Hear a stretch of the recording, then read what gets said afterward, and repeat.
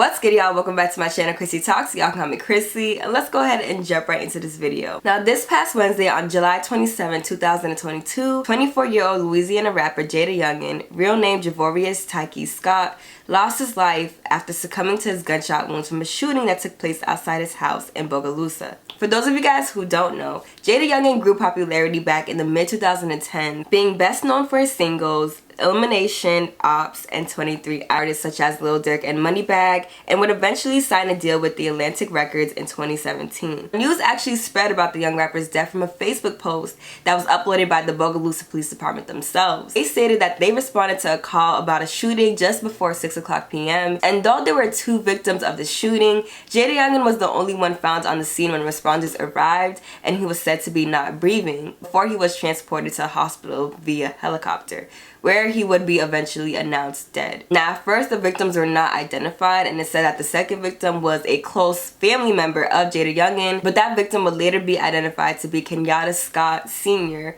who is the father of Jaydayoungan. Now, Kenyatta did survive this shooting. He's actually in stable condition and posting on his Instagram, but we're gonna talk about that in a minute. Now, there's not a lot of official speculation from police on what happened. There was a second shooting that actually occurred 1 hour after this one, but nobody was hurt and only the vehicle was shot at. Police do believe that these two shootings were related, which makes it sound like the second shooting might have been done in retaliation and there's some beef involved. But Jaydayoungan's grandfather did speak out in an interview with WDBU6, and he talks about what he heard happen. It's only what I hear. Someone came up from behind the house, you know, and with a ski mask on and gunned them down in broad open daylight on a public road, a road that's a busy road. So people have gotten so bold of doing things today because they know or they feel like they won't be caught. I remember when he first started his music. I remember him sitting out here 2, 3 o'clock in the morning, him and his cousin writing music. It's sad that at his young age, just when he was really getting things right the way that they should be, that he had to be taken away. So according to Jaydayoungan's grandfather, this happened in broad daylight. Somebody allegedly came from behind their house with a ski mask and opened fire on both Jaydayoungan and his father. Now, unfortunately, in cases like these, unless somebody speaks out, it's hard for there to be a killer pinpointed because there's possible gang violence, nobody wants to say what happened, nobody wants to be a snitch, and so forth. And I actually saw this video of somebody from Louisiana talking that cameras don't really work down there, or maybe at least in the black neighborhoods. Now, Jaydayoungan did have some legal trouble. He was actually arrested last year after being charged with an accessory to second-degree murder. So like I said, there's probably going to be some speculation that this might have been gang-related, especially with the second shooting happening. However, there's actually been talk that maybe this shooting happened because of his father, Kenyatta Scott Sr. Now, Kenyatta Scott Sr. is actually involved in 2 sexual assault cases. He was a suspect in a juvenile rape case just last year. Arrest warrants were issued for Kenyatta, second-degree forcible rape and oral sexual battery of a juvenile, as well as narcotics trafficking to juveniles.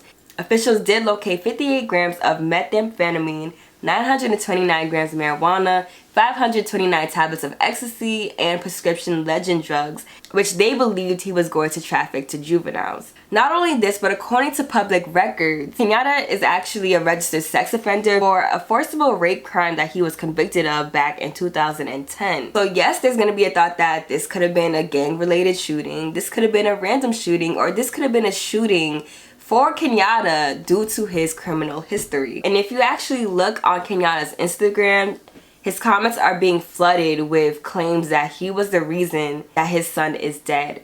Not only this, but I want to bring attention to this comment in particular that says, "Bruh, why you drive to the hospital and leave your son? We don't give a F about you. You should have stayed at the house and drove Jay to the hospital." Now, if you go back to the Bogalusa Police Department's Facebook post, it says officers responded and found that one victim had been transported by POV to Our Lady of the Angels emergency room.